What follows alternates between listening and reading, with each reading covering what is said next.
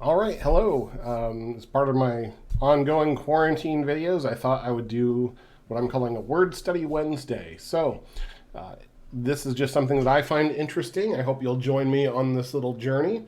Now, to start out this journey, occasionally I like to look online for different questions I have, or even not just questions, but looking for different opinions, different takes on things. And one of the things that I have from college is that I actually have a couple of years of studying Koine Greek or class or biblical Greek in college, and I can't sight read it, but I can use the tools to kind of get where I need to be if something comes up in a commentary that I'm reading or something like that. So I'm going to show you kind of the journey that I go on, and this is something that you can do too if you're interested. None of this stuff is strictly for Bible college people or anything like that, but I did come across something interesting in preparing for Word Study Wednesday, and that is I found a blog post from a site called Is That in the Bible? And this person who wrote this post, it's actually a very lengthy post, and I appreciate all the work that went into it. Um, he has a whole section here about different things, but one of the things that stuck out to me was going to the New Testament, because the New Testament is the Greek New Testament. That's what I know. I can do some stuff with Hebrew, but I no formal training in it. I just know how to use the word study tools. But if you look here, Matthew 2:11. So I'm going to just read this real quick and point this out. Matthew 2:11. The New Revised Standard Version correctly reads, "And they knelt down and paid him homage," or I've always said homage. Which do you think is right? The NIV has the Magi worship Jesus. The New International Version, or NIV, has the Magi worship Jesus instead of merely paying homage, most likely reflecting the piety of the translators and their audience. And they bowed down and worshipped him. The NIV does, however, correctly translate the same word,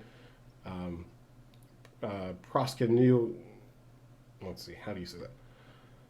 Proskuneo, as pay homage in Mark 15:19, where the soldiers pay mock homage to Jesus as king. And then there's a reference to a book called Truth in Translation, which I don't really know anything about, so I can't recommend it or tell you anything about it.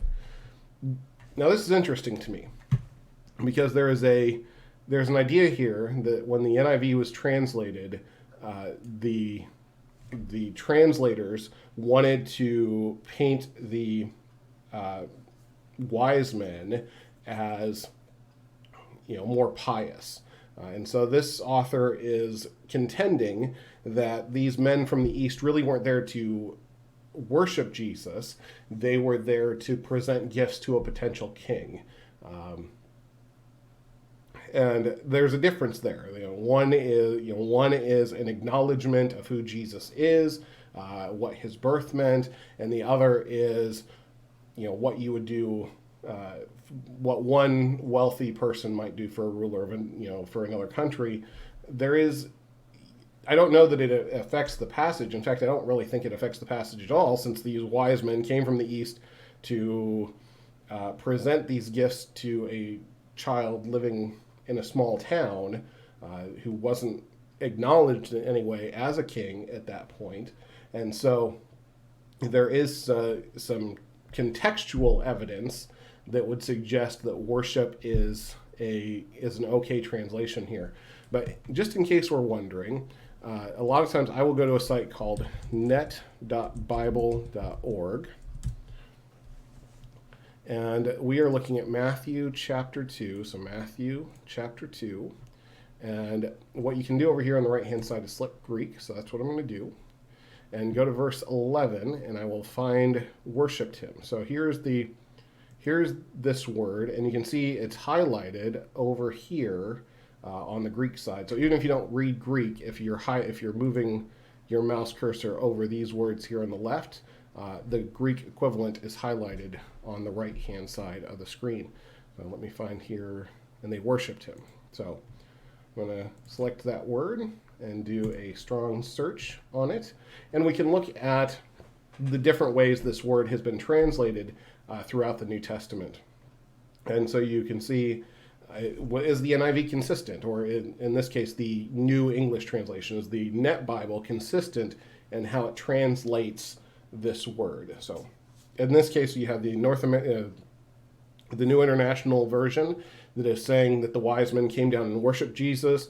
The New English Translation, or the Net Bible, agrees with that, and the author claims that the New Revised Standard does disagree. So we'll find the New Revised Standard over here and just check our work.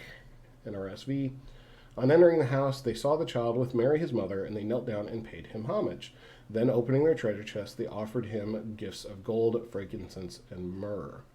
Out of curiosity, let's add a third version here, and we will see how the Voice translates it.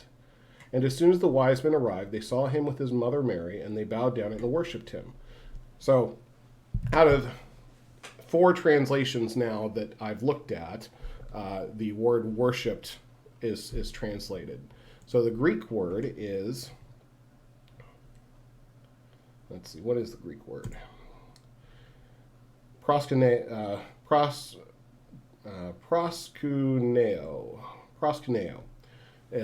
So that's the Greek word, and it is translated in different ways across the New Testament.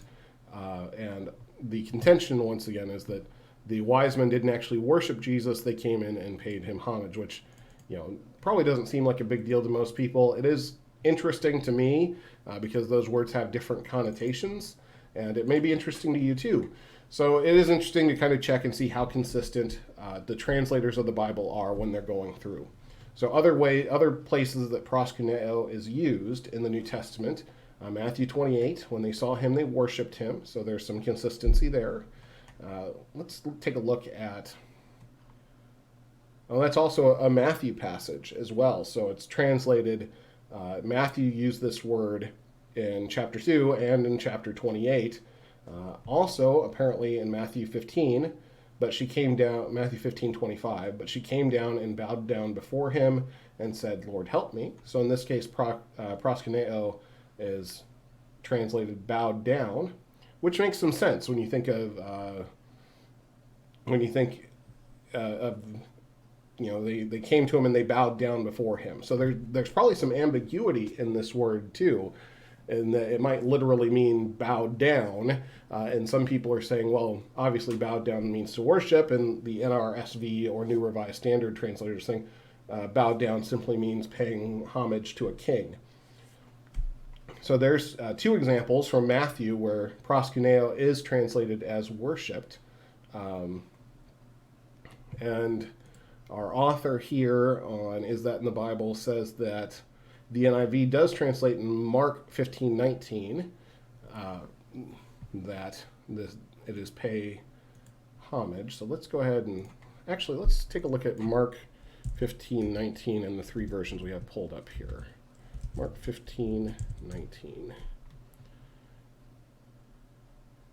Again and again they struck him on the head with a staff and spit on him. They knelt down and paid homage to him. This is Jesus being mocked on the cross by the Roman soldiers. They struck his head with a reed, spat upon him, and knelt down and homage to him. So the NRSV is actually they knelt down in homage. The NET is they knelt down and paid homage. So the proskuneo, it probably just has the connotation of bowing down in front of somebody. And then there's going to be some interpretive work. Are they bowing down in worship, or are they bowing down to pay respects or to pay honor to somebody? So that's a pretty interesting thing, I think, because this word just probably it refers a lot to bowing down in front of somebody. Let's take a look here. Let's go back to how this is translated.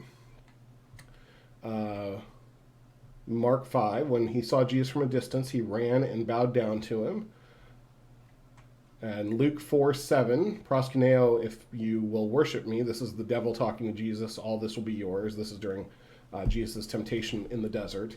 So then If you will worship me, all this will be yours. So it's translated worship there. Any other? Matthew 14. So here's another Matthew passage where proskuneo is, then those who were in the boat worshipped him, saying, truly you are the Son of God. And if you just put, bowed down in that case, you get pretty much the same meaning. Then those who were in the boat bowed down before him, saying, truly you are the Son of God. Now, I haven't done an extensive word study on this, but I'm guessing that's where the ambiguity comes in how this word is used. And it also depends on the tense and other things. But I do think that's a pretty interesting just nuance of language. So if you're interested in language, if you're interested in how translation happens from one language to another, you do encounter these kind of interesting little takes where this word can be translated in several different ways depending on the context. And here we have a word that's often associated with bowing down, with worship, and a few times with honoring somebody. So again, I don't think it really changes the meaning of any of the text depending on how you put that in there. I think people are going to read the same meaning into it. Obviously, the wise men didn't go to the house of a young family in a small town just to, pay homage to a king. There is obviously something a little more going on there, and it could be that those three wise men were connected to Daniel and were students of the school that he set up way back in the Old Testament, Daniel. But that's a story for another day. So hope you've all enjoyed this, and I hope that you are enjoying your week so far. Thanks.